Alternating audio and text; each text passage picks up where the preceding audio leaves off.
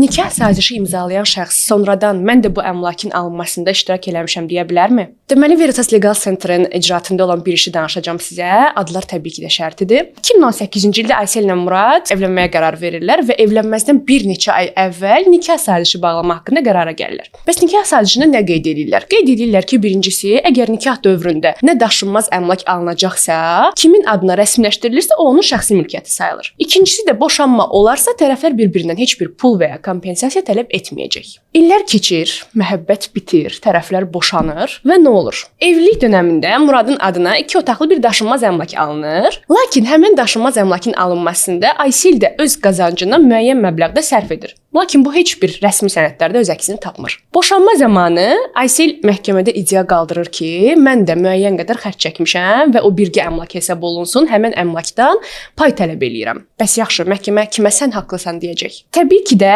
məhkəmələr sizin düşündüyünüzün əksinə rəsmi sənəddə nə göstərilibsə, yəni nikah sazişində nə razılaşdırılıbsa, ona haqlısan deyəcək. Əgər Aysel sübut edə bilsə ki, nikah sazişi onun üçün tam əlverişsiz şərait yaradıb və yaxud da nikah sazişi bağlayarkən o təzyiq altında olub və yaxud da aldadılıb, onda bəli, nikah sazişi müəyyən hissədə, yəni qismən və yaxud da elə tam etibarsız hesab oluna bilər.